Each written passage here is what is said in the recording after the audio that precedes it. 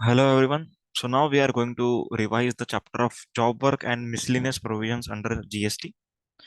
So job work एकदम छोटा chapter है. Okay, it is a part of ITC chapter, लेकिन हम लोग इसको अलग से कवर करते हैं क्योंकि ITC से रिलेटेड इसमें कुछ है ही नहीं. ठीक है. तो section number 19 of CGST act. This is the section in which job working is content. Section number 19 red with section number 143 of CGST act. ठीक है. इसके साथ साथ एक सर्कुलर है, सर्कुलर नंबर 88, ये हम लोग करेंगे. एंड बाद में मिसलिनियस प्रोविजंस कुछ करेंगे हम लोग. Let us begin with the definition of job work. Job work means any treatment और process undertaken by a person on goods belonging to another registered person. Okay, एकदम सिंपल चीज है. फॉर एग्जाम्पल, रेमंड है, मतलब Raymond is registered under GST. अब Raymond को shirt piece में से शर्ट काट के चाहिए. ओके, तो यहाँ पर जो जॉब वर्कर होता है, ठीक है, एक पर्सन होता है, उसको रेमंड क्या करेगा, शर्ट पीस भेजेगा. ठीक है. And that person would cut that shirt piece into shirt. तो यहाँ पर that person is providing job working service to the registered person. आया समझ में? तो जॉब वर्कर क्या होता है, दूसरे रजिस्टर्ड पर्सन के गुड्स के ऊपर काम करके वो गुड्स वापस भेजता है. समझ में आया point? We will understand the provision in detail. Okay, अभी यहाँ पर एनालिसिस से स्टार्ट कर रहे हैं. Analysis of all job working provisions. Definition. Treatment और प्रोसेस का मीनिंग क्या होता है? whether or not treatment or process results into manufacturing or not, the treatment or process would always be treated as supply of services. मतलब कि जो भी job worker है, वो कुछ भी हमको प्रोवाइड कर रहा है, तो वो क्या प्रोवाइड कर रहा है मानेंगे? सर्विस. चाहे उस ट्रीटमेंट से मैन्युफैक्चरिंग हो या ना हो. क्लियर? तो मैन्युफैक्चरिंग होती है तो भी वो सर्विस है. और अगर मैन्युफैक्चरिंग नहीं होती है, एक इंटरमीडिएट प्रोसेस होता है, तो भी उसको हम लोग क्या बोलेंगे? जॉब वर्किंग बोलेंगे एंड सर्विस बोलेंगे. Further, job working must not be confused with repair और मेंटेनेंस. Very important point. देखो, रिपेयर मेंटेनेंस में क्या होता है? अगर आपका गुड्स खराब हुआ है, ओके, आपका गुड्स खराब है, आपने मेरे पास लेके आके दिया, बोला कि सर इसको ठीक करके, तो मैंने ठीक करके गुड्स वापस दिया आपको, तो ये रिपेयर मेंटेनेंस है. ठीक है. This should not be confused with job work. अब जॉब वर्क में क्या होता है, फंक्शनलिटी क्रिएट होता है. ओके, नया चीज क्रिएट हो रहा है. लेकिन in case of repair and maintenance, कोई नया चीज क्रिएट नहीं हो रहा है. जो जूना चीज है वो रिस्टोर हो रहा है, रिस्टोर हो रहा है. ओके, मेरा कंप्यूटर खराब है, मैंने रिपेयरिंग में दिया, तो अभी कंप्यूटर ठीक से चलने लगेगा. ठीक है. तो इस तरीके से उसको हम लोग बोलते हैं रिपेयर एंड मेंटेनेंस. लेकिन जॉब वर्किंग में क्या होता है? जॉब वर्किंग में नया फंक्शनलिटी दिया जाता है. Okay, creates functionality. Job working creates functionality, but repair और मेंटेनेंस रिस्टोर्स और इम्प्रूव्स फंक्शनलिटी. ठीक है, इम्प्रूव करता है या तो रिस्टोर करता है, repair and maintenance. Okay. Goods किसका होना चाहिए? As per literal reading of definition we understand that goods shall belong to registered principal.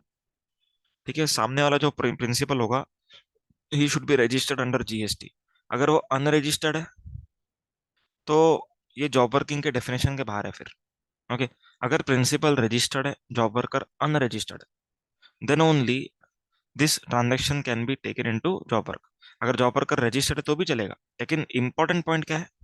Important point is principal should be registered. Principal should be registered. However, job worker can add his own goods in providing his service. तो अभी for example Raymond ने shirt piece दिया है job worker को, उसको काटने को दिया और बोला कि बटन लगा के दो. तो यहाँ पर बटन जॉब वर्कर खुद अपने बटन्स भी लगा सकता है. ठीक है, ऐसा जरूरी नहीं कि रेमंड से ही आने चाहिए. तो some goods job worker can apply on the goods given by principal. अभी सेक्शंस के हिसाब से हम लोग पढ़ेंगे एक एक लीगल प्रोविजन. सबसे पहला provision, goods send to job worker is not a supply but ITC can be availed by supplier. Okay, एक सिंपल एग्जांपल के थ्रू बता रहा हूँ.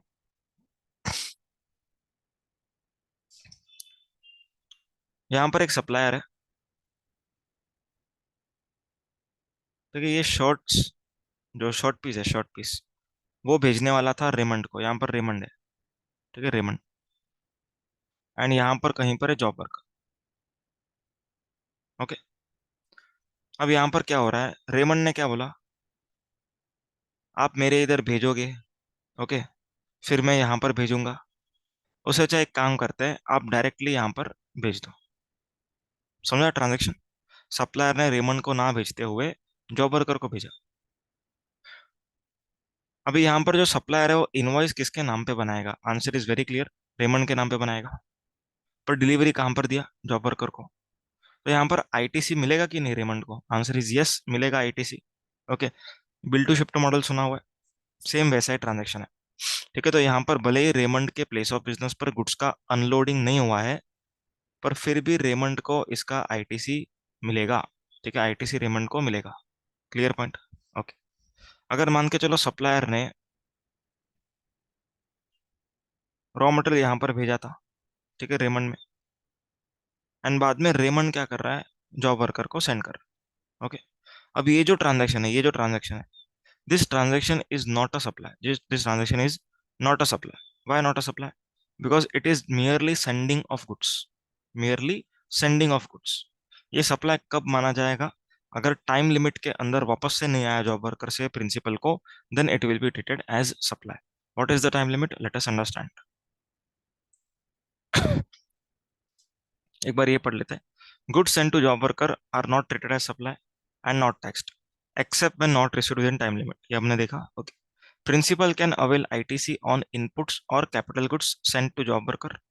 Further, principal shall be entitled to take credit of input tax on inputs even if inputs are directly sent to job worker। समझ में आया जो हमने एग्जांपल देखा, without being first brought to the place of business। Okay, however, in case of goods being directly delivered to job workers location, principal can take ITC। ठीक है, ये हमने पढ़ा हुआ था। It shall be noted that job working is a service. Thus, job work charges would be supply of service and GST shall be leviable by job worker if he is registered। Okay, मतलब क्या होता है, यहाँ पर Raymond क्या करेगा, shirts भेजेगा, job worker क्या करेगा, उस शर्ट को शर्ट पीस में कन्वर्ट करके, ठीक है, शर्ट पीस में कन्वर्ट करके वापस भेजेगा। तो जॉब वर्कर जो गुड्स वापस भेज रहा है, ठीक है, वो गुड्स दे रहा है कि सर्विस दे रहा है? आंसर इज सर्विस दे रहा है। ठीक है, उसको काटने का जो दिया है वो सर्विस कहा जाता है। तो job worker is providing services, job worker is providing services। Even if job worker is adding his own goods, it will be still treated as supply of service। अभी टाइम लिमिट देखेंगे हम लोग।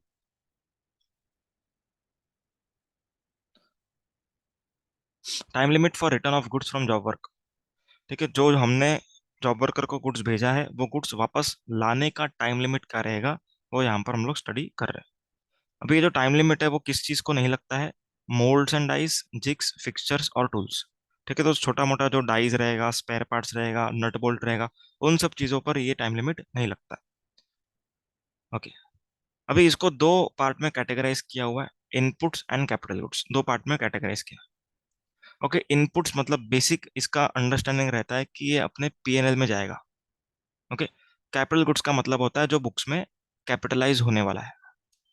Okay, तो ये PNL और capitalisation ये हम लोग को प्रिंसिपल के पॉइंट ऑफ व्यू देखना है, प्रिंसिपल के पॉइंट ऑफ व्यू। ओके, अगर प्रिंसिपल ने, that is for example Raymond ने शर्ट्स किसको भेजा, जॉब वर्कर को, तो शर्ट्स रेमंड के लिए क्या हुआ, इनपुट्स। तो यहाँ पर हम लोग इधर चेक करेंगे time limit.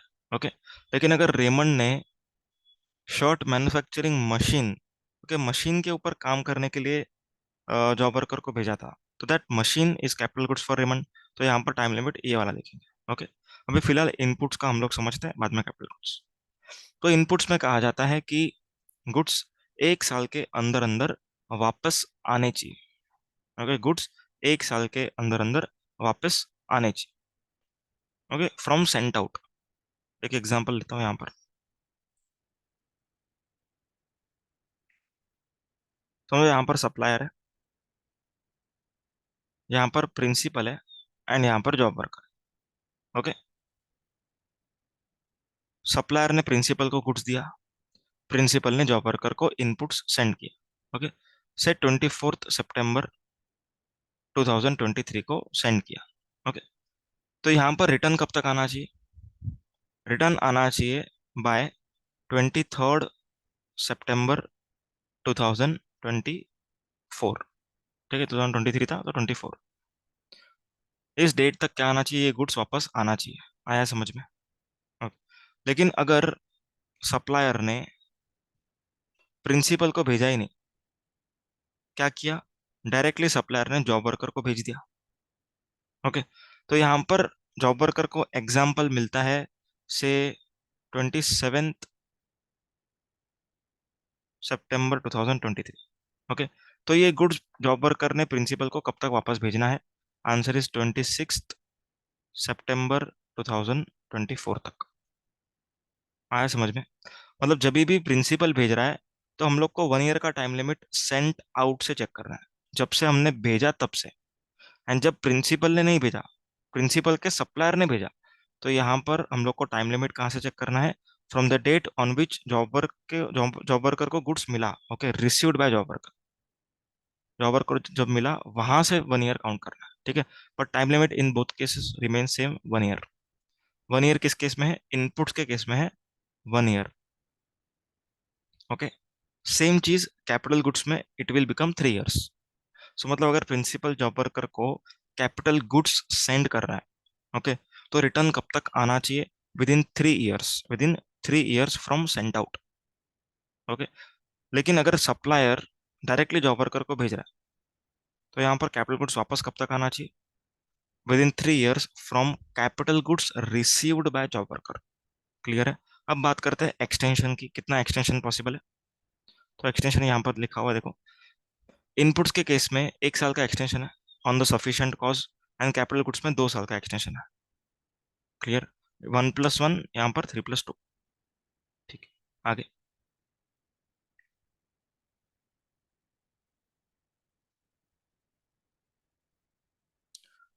Direct supply from place of business of job worker. Okay, अभी ये कंसेप्ट सुनो।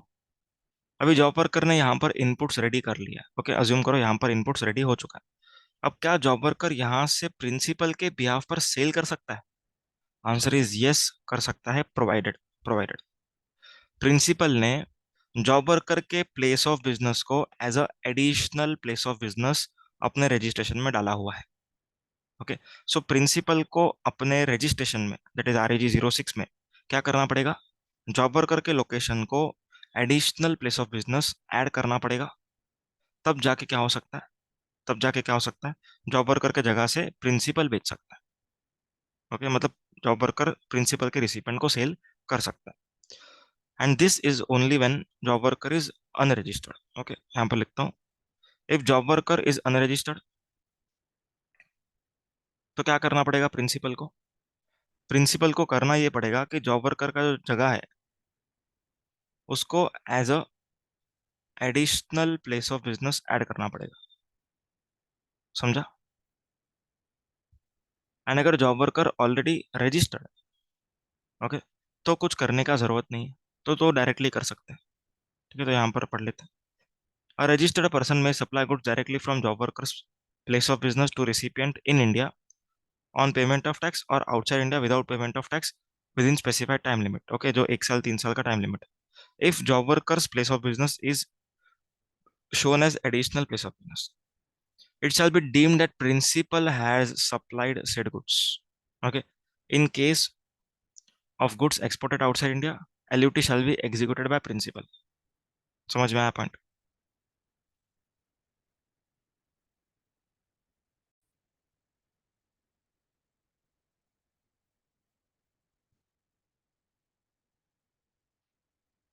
ओके, अभी अगर गुड्स टाइम लिमिट में वापस नहीं आता तो क्या होगा? ठीक है, वो हम लोग यहाँ पर अंडरस्टैंड करेंगे। मतलब टाइम लिमिट क्या दिया हुआ है? 1 साल के अंदर वापस आना चाहिए, एंड अगर कैपिटल गुड्स रहेगा तो 3 साल के अंदर वापस आना चाहिए। लेकिन अगर टाइम लिमिट में गुड्स वापस नहीं आता है तो क्या हो जाएगा? तो ये सप्लाई माना जाएगा। ठीक है, मतलब प्रिंसिपल ने जॉब वर्कर को सप्लाई किया था, ये माना जाएगा कौन से दिन पर? जो दिन भेजा था। तो इंटरेस्ट वहां से लेकर के जब भी गुड्स रिटर्न आ रहा है तब तक पे करना पड़ेगा। क्लियर है? अभी जो प्रिंसिपल रहता है उसको एक फॉर्म फिल करना पड़ता है, ITC 04। ठीक है, ये फॉर्म भरना पड़ता है जब भी वो प्रिंसिपल जॉब वर्कर को गुड्स भेज रहा है या फिर रिटर्न ले रहा है। ओके, अभी ITC 04 का फ्रीक्वेंसी क्या सुनो। अगर प्रिंसिपल का टर्नओवर पिछले साल 5 करोड़ तक था, 5 करोड़ तक था, ओके, मतलब छोटा प्रिंसिपल है, तो इसमें उसको पूरे साल का एक साथ ITC 04 सबमिट करना पड़ेगा बाय 25 ऑफ अप्रैल। ठीक है, मतलब कि अगर फाइनेंशियल ईयर अप्रैल से मार्च की बात कर रहे हैं, अप्रैल 2022 से मार्च 2023, तो यहाँ पर 25 अप्रैल 2023 तक, 25 अप्रैल 2023 तक फाइनेंशियल ईयर 22-23 में जितना भी गुड्स जॉब वर्कर को सेंड हुआ है एंड उससे वापस आया, ये बताना पड़ेगा। एंड अगर पिछले साल प्रिंसिपल का टर्नओवर 5 करोड़ से ज्यादा था तो 6 मंथली बताना पड़ेगा। 6 मंथली का मतलब हुआ कि अगर अप्रैल से सितंबर की बात करें तो 25 अक्टूबर, अक्टूबर से मार्च की बात करें तो 25 अप्रैल। क्लियर है। E-way bill provisions in respect of job working. When the goods are sent by principal located in one state or UT to job worker, E-way bill shall be mandatorily generated। यहाँ पर mandatorily लिखो, आगे लिखा हुआ है irrespective, ऐसे भी mandatorily generated irrespective of consignment value। Consignment value कुछ भी रहे, ठीक है, 10,000 हो चाहे 60,000 हो, दोनों ही केस में प्रिंसिपल को ई-वे बिल बनाना मैंडेटरी है। Okay, next, treatment of waste and scrap. Treatment of waste and scrap, any waste and scrap generated during the process of job working may be supplied by job worker directly from his place of business on payment of tax if he is registered, or by principal if job worker is unregistered। तो अगर unregistered job worker scrap sale कर रहा है तो GST कौन पे करेगा? Principal. अगर जॉब वर्कर रजिस्टर्ड है तो GST कौन पे करेगा? Job worker. आगे, अभी एक सर्कुलर था, वो सर्कुलर में कुछ ट्रांजेक्शन्स क्लियर किया है कि इस तरीके से मूवमेंट होगा तो डॉक्यूमेंट क्या लगेगा, तो ये हम लोग यहाँ पर देख लेते हैं। सबसे पहला, supply of goods between supplier principal job worker and customer. Case 1, normal supply of goods capital goods. अब यहाँ पर ना मैंने नंबरिंग दिया हुआ है। ओके, ये नंबरिंग हम लोग को यहाँ पर नीचे पढ़ना है ताकि क्लियर हो। सप्लायर अगर प्रिंसिपल को सेंड कर रहा है तो क्या डॉक्यूमेंट्स के बेसिस पे सेंड करेगा? It is very simple. Supplier क्या करेगा? टैक्स इनवॉइस बनाएगा। ओके, सिंपल चीज़ है। ई वे बिल अगर एप्लीकेबल रहेगा तो बनाएगा, ठीक है, इफ इट इज एप्लीकेबल तो ही बनाएगा।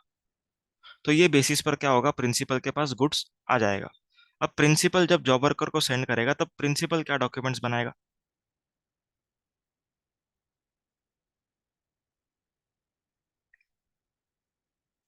प्रिंसिपल क्या क्या डॉक्यूमेंट्स बनाएगा? सबसे पहला, डिलीवरी चालान बनाएगा। क्या बनाएगा? डिलीवरी चालान, वेरी इंपॉर्टेंट पॉइंट। जब हम जॉब वर्कर को गुड्स भेज रहे हैं तो हम सेल नहीं कर रहे, it is not a supply. तो यहाँ पर टैक्स इनवॉइस नहीं बनेगा, क्या बनेगा? डिलीवरी चालान।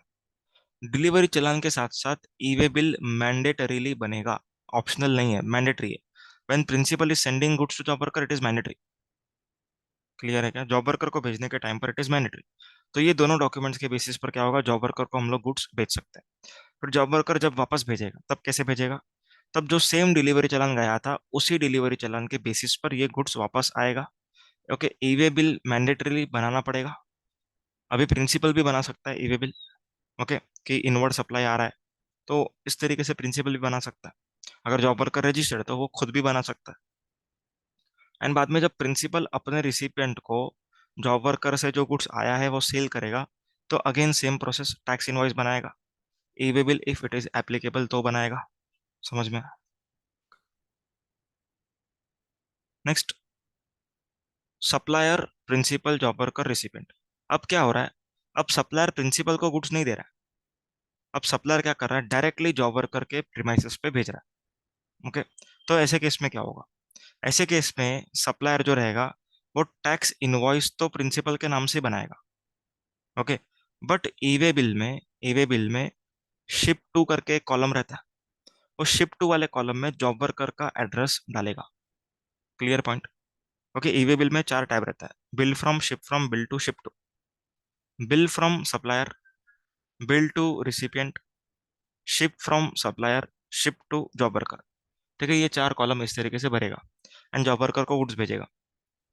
ठीक है, अभी जॉब वर्कर क्या करेगा, ये गुड्स के ऊपर काम करेगा, एंड जॉब वर्कर क्या कर सकता है, जॉब वर्कर इस प्रिंसिपल को वापस से गुड्स बेच सकता है। ओके, या तो फिर उधर से सेल कर सकता है वो नेक्स्ट केस में।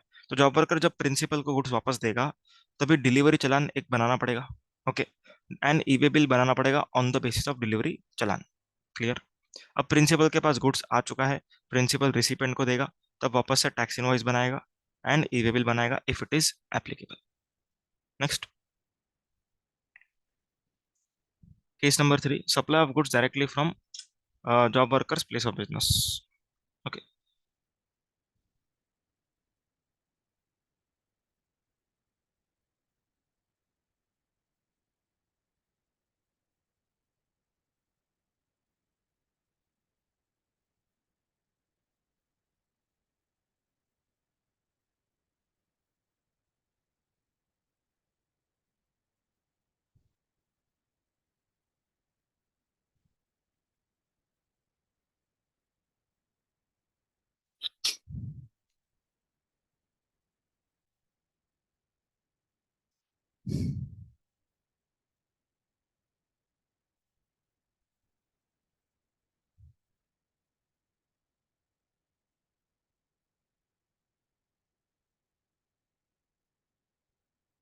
Okay, third case, supply of goods directly from the job workers place of business, मतलब जॉब वर्कर के लोकेशन से क्या सेल हो सकता है?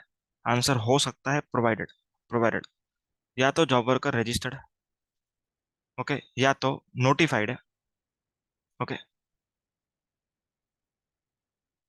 या तो रजिस्टर्ड है या तो नोटिफाइड है, या तो फिर प्रिंसिपल ने जॉब वर्कर के प्लेस को as a additional place of business डाला हुआ है। आया समझ में? तो यहाँ पर जॉब वर्कर के लोकेशन से गुड्स रिसिपिएंट को सेल करना पॉसिबल है। सबको क्लियर? ठीक। और अगर ये सेल हुआ है तो ये किसका टर्नओवर माना जाएगा? प्रिंसिपल का। ये सेल हुआ है, एक्सपोर्ट हुआ है, तो फिर एलयूटी कौन बनाएगा? प्रिंसिपल बनाएगा। एक्सपोर्ट किसका माना जाएगा? एक्सपोर्ट बेनिफिट्स किसको मिलेगा? सब किसको दिया जाएगा? प्रिंसिपल को। क्लियर है? आगे, अगर हमने जॉब वर्कर को गुड्स भेजा है एंड जॉब वर्कर आगे किसी जॉब वर्कर को भेज रहा है, तो कैसे होगा? एकदम सिंपल है। जब हम जॉब वर्कर को भेज दिए हैं गुड्स, ओके, डिलीवरी चालान के अंडर, तो जो डिलीवरी चालान के अंडर गुड्स हमने भेजा है, उसी डिलीवरी चालान को एंडोर्स करके जॉब वर्कर 1 जॉब वर्कर 2 को गुड्स सेंड करेगा। क्लियर है? समझ में आया? फ्रेश चालान, नया चालान कब लगेगा? जब क्वांटिटी अलग होगा। ठीक है, पीस मिल में अगर पार्ट पार्ट में गुड्स जा रहा है, तो फिर अलग डिलीवरी चालान बनाना पड़ सकता है। यहाँ पर मैं एक एग्जांपल देता हूँ। यहाँ पर प्रिंसिपल है, इस प्रिंसिपल ने जॉब वर्कर 1 को 100 क्वांटिटी सेंड की। अब जॉब वर्कर 1 अपना काम करने के बाद यही 100 क्वांटिटीज जॉब वर्कर 2 को दे रहा है। तो जॉब वर्कर 1 क्या करेगा? जो डिलीवरी चालान प्रिंसिपल ने बनाया था, उसको एंडोर्स करेगा इसके नाम पे। ओके, एक स्टैम्प मारेगा कि अभी ये गुड्स किसके पास जा रहा है? जॉब वर्कर 2 के पास। तो इस तरीके से ये गुड्स का मूवमेंट किया जाएगा एंड ईवे बिल बनाना पड़ेगा। ओके, या तो जॉब वर्कर रजिस्टर तो वो बनाएगा ईवे बिल, या तो प्रिंसिपल बनाएगा। और अगर प्रिंसिपल ने 100 क्वांटिटी भेजा था जॉब वर्कर 1 को, job worker 1 50 quantity job worker 2 को दे रहा है। ओके, तो इस केस में क्या हो जाएगा? इस केस में ईवे बिल जो रहेगा, सॉरी, इस केस में जो डिलीवरी चालान रहेगा वो नया बनाना पड़ेगा। ठीक है, फ्रेश डिलीवरी चालान हैज टू बी जनरेटेड, क्योंकि यहाँ पर क्वांटिटी अलग हो गया। तो ये सारा हम लोगों ने यहाँ पर पढ़ लिया। ओके, अभी मिसलेनियस प्रोविजंस देख लेते हैं। सबसे पहला मिसलेनियस प्रोविजन, रिबुटेबल प्रिजम्पशंस। तो जब भी आपके प्रीमाइसेस पर अगर इंस्पेक्शन सर्च सीजर का प्रोसीडिंग्स हो रहा है, ओके, तो जो भी बुक्स ऑफ अकाउंट्स मिलेगा, जो भी वहां पर साइन रहेगा, जो भी हैंडराइटिंग रहेगा, वो सब आपका ये माना जाएगा। Okay, where any document is produced by a person or any documents are seized from any person or documents has been received from any place outside India in the course of any proceeding, it shall be deemed that such person has signed, attested, executed the same. Okay, मतलब कि अगर seize हुआ है कुछ, उस पे ऊपर writing है, एक इनिशियल्स लिखा हुआ है, तो वो आपका ही साइन है करके माना जाएगा। Okay, next section number 145, माइक्रोफिल्म्स, फैसिमिल, copies of documents, computer printouts are documents admissible as evidence. मतलब कि जरूरी नहीं कि खाली पेपर का ही डॉक्यूमेंट होना चाहिए। अगर सीडी है, डीवीडी है, तो वो सब भी अ, एक प्रूफ के इसमें माना जाता है, एक एविडेंस माना जा सकता है। Next, section number 159, publishing name and particulars under the GST Act. If the commissioner or any other officer authorized by him is of the opinion that it is necessary or expedient in the public interest to publish the name of any person and any other particulars relating to relating to any proceedings or prosecution under the act in respect of such person, it may cause to be published. मतलब कि अगर commissioner को या फिर उससे authorise जो भी officer है, उसको अगर ऐसा लगता है कि किसी पर्सन का नाम, ओके, या फिर उसका जो केस का पर्टिकुलर्स है वो एक्ट में मेंशन होना चाहिए, ओके, तो वो एक्ट में भी उसका नाम डाल सकता है। क्लियर? लेकिन कब नहीं डाल सकता वो यहाँ पर लिखा हुआ, no publication shall be made under this section in relation to penalty imposed under this act until the time for presenting appeal has been passed। मतलब कि अगर अपील करने का टाइम लिमिट बाकी है तो तुम लोग नाम नहीं डाल सकते, क्योंकि अपील में जीत गया तो वापस से नाम निकालना पड़ेगा। तो एक बार अपील का टाइम लिमिट खत्म हो जाने तो उसके बाद आप लोग डाल सकते हो, ओके। एंड अगर अपील का टाइम लिमिट खत्म हो गया तो केस डिस्पोज ऑफ करने का वेट करना पड़ेगा। केस डिस्पोज ऑफ नहीं हुआ है तब तक नहीं डाल सकते। Section number 60, no proceedings invalid for a reason of mistake. No assessment, reassessment, adjudication, review, revision, appeal, rectification, notice, summon और any other proceeding done, accepted, made, issued, initiated, or purported under this act shall be invalid or deemed to be invalid merely by reason of any mistake, defect, or omission therein, if such proceedings are in substance and effect in conformity with the requirements of this act or any erstwhile law। इसका मतलब क्या है? इसका मतलब ये है कि अगर कोई प्रोसीडिंग्स चालू है, ओके, एंड ऑफिसर ने कोई छोटा सा मिस्टेक कर लिया, ओके, छोटा सा मिस्टेक किया, तो वो मिस्टेक की वजह से पूरा प्रोसीडिंग्स नल एंड वाइड नहीं माना जाएगा। ओके, एक एग्जांपल लेता हूँ। अगर आप लोगों ने पढ़ा रहेगा कि जीएसटी एटी में अगर 5 लाख तक का केस रहेगा तो सिंगल मेंबर हियर कर सकता है बेंच, ठीक है, सिंगल मेंबर का बेंच भी हियरिंग ले सकता है। ओके, अभी केस था 5,50,000 का, पर एक सिंगल मेंबर ने ले लिया गलती से, ठीक है, अभी फ्रॉड आपने किया, दैट इज कंफर्म, लेकिन आप लोग चैलेंज अब क्या कर रहे हो, 5 लाख से ज्यादा का अमाउंट था टैक्स का, तो सिंगल मेंबर ने कैसे लिया, तो ये प्रोसीडिंग्स को खत्म करो। तो ये नहीं होगा, समझ में आया? क्योंकि सब्सटेंस में तो केस है ही है। ओके, इंपॉर्टेंट पॉइंट क्या है कि केस आपके अगेंस्ट ही है। ओके, थोड़ा सा प्रोसीडिंग्स में ऊपर नीचे हुआ तो इसका मतलब ये नहीं कि प्रोसीडिंग्स नल एंड वाइड हो जाएगा। Section number 161 point number 5, section 161, rectification of errors apparent from records, any authority who has passed or issued any decision or order or notice और सर्टिफिकेट और एनी अदर डॉक्यूमेंट, यहाँ पर certificate का मतलब होता है रजिस्ट्रेशन सर्टिफिकेट, और any other document may rectify any error which is apparent on face of record on its own motion और where error is brought to its notice by any officer और by affected person. ठीक है, मतलब कि जो भी person के against notice issue हुआ है, उस पर्सन ने अगर एरर बताया, या तो उसके सबॉर्डिनेट ऑफिसर ने बताया, या तो खुद को मालूम पड़ा, तो वो एरर जो है वो 3 महीने के अंदर अंदर क्या हो सकता है, रेक्टिफाई हो सकता है। ठीक है, पर एरर कैसा होना चाहिए, which is apparent on the face of the record. Okay, error should be apparent on the face of the record. No such rectification shall be done after 6 months from the date of issue of such order और decision. मतलब कि 3 months में करना है, ठीक है, और extra time limit पकड़ के 6 महीने से बाद में नहीं कर सकते। ओके, 6 महीने के बाद नहीं कर सकते। The period of 6 months shall not apply in cases where the rectification is purely in the nature of correction of a clerical or arithmetical error arising from accidental slip or omission। मतलब कि अगर कुछ typographical error है, okay, 43 lakh के जगह पे आप लोगों ने लिख दिया 4.3 लाख, तो ये वाले एरर के लिए ये जो 6 महीने का टाइम लिमिट है, एक्सटेंडेड टाइम लिमिट, वो काम नहीं आएगा। ओके, मतलब उसके बाद भी आप उसको ठीक कर सकते हो। Where such error adversely affects any person, opportunity of being heard shall be given. मतलब कि अगर एरर रेक्टिफाई करने की वजह से अगर लायबिलिटी इंक्रीज होती है तो यहाँ पर क्या हो जाएगा, यहाँ पर उसको अपॉर्चुनिटी ऑफ बीइंग देना पड़ेगा। Okay. Section number 171 anti profiteering, ये तो आप लोग को पहले से मालूम है। अगर जीएसटी का रेट कम हुआ है किसी भी प्रोडक्ट पर, तो सप्लायर ने वो बेनिफिट को आगे पास ऑन करना पड़ेगा। ठीक है। Any reduction in rate, in rate of tax on supply of goods और services or the benefit of input tax credit shall be passed on to the recipient by way of commensurate reduction in prices। Price कम करके जो भी GST का benefit हुआ है supplier को, वो क्या करना पड़ेगा, पास ऑन करना पड़ेगा। लेकिन अगर पास ऑन नहीं किया तो पेनल्टी भरना पड़ेगा। ओके।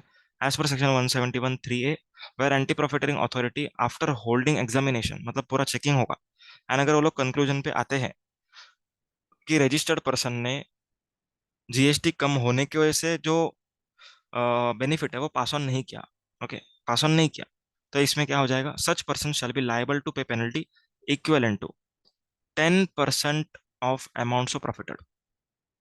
ओके, 10% क्या रहेगा, पेनल्टी का अमाउंट रहेगा। जितना भी अमाउंट आपने पास ऑन नहीं किया उसका 10% क्या भरना पड़ेगा, पेनल्टी भरना पड़ेगा। However, no penalty shall be leviable if profited amount is deposited within 30 days of passing the order. Order pass होने के 30 दिन में अगर आपने एंटी प्रॉफिटर जो अमाउंट था वो आपने जमा कर दिया तो कोई पेनल्टी नहीं लगेगा। Okay. Point number 7, as per section 25 of IGST act और 172 of CGST act, if any difficulty arises in giving effect to any provision, the government may, on recommendation of council, by general or a social special order published in this in the official gazette, make such provision not consistent with the provisions of this act, rules or regulations made thereunder, as may be necessary or expedient for the purpose of removing the said difficulty, provided such order shall be made after expiry no such order shall be made after expiry of 5 years from the date of commencement। अभी ये इसका meaning क्या, सुन लो एकदम simple words में। अगर department को कुछ चीजों पर एक्शन लेना है लेकिन लॉ में डिपार्टमेंट को पावर नहीं दिया, ओके, लॉ में डिपार्टमेंट को पावर नहीं दिया, जैसे एनुअल रिटर्न का ड्यू डेट एक्सटेंड अगर करना है, ओके, तो लॉ में लिखा नहीं है वो, तो यहाँ पर क्या हो जाएगा, यहाँ पर ऑफिसर क्या कर सकता है, रिमूवल ऑफ डिफिकल्टी ऑर्डर, ठीक है, ये पास कर सकता है। रिमूवल ऑफ डिफिकल्टी मतलब अगर सीरियस डिफिकल्टी हो रहा है किसी क्लास ऑफ पर्सन को, तो डिपार्टमेंट क्या कर सकता है, एक removal of difficulty order pass कर सकता है। ओके। अभी होता कैसे है कि अगर समझो अपने को मिल जाता है कि एनुअल रिटर्न के लिए हम लोग को एक्ट में नहीं लिखा हुआ है, ओके, तो हम लोगों ने क्या पास किया, रिमूवल ऑफ डिफिकल्टी ऑर्डर। अब अगली बार क्या करोगे, आप अमेंडमेंट लेके आओ, एक्ट में ही अमेंडमेंट कर दो कि पावर रहेगा एक्सटेंड करने का, तो अगली बार क्या इशू होगा, नोटिफिकेशन, अगली बार नोटिफिकेशन इशू होगा, रिमूवल ऑफ डिफिकल्टी ऑर्डर नहीं होगा। तो ऐसे मिस्टेक्स जैसे जैसे आपको मिलते जाएंगे तो रिमूवल ऑफ डिफिकल्टी ऑर्डर्स कम होते जाएंगे, एक्ट में ही एक्सटेंशन का पावर्स दिया जाएगा। तो ये जो गलतियों का सिलसिला है ये कितने साल तक चलेगा, 5 साल से ज्यादा नहीं चलना चाहिए। ठीक है, तो 5 साल के बाद कोई रिमूवल ऑफ डिफिकल्टीज ऑर्डर्स नहीं इशू किया जाएगा। समझ में? That's it with this chapter. Thank you so much.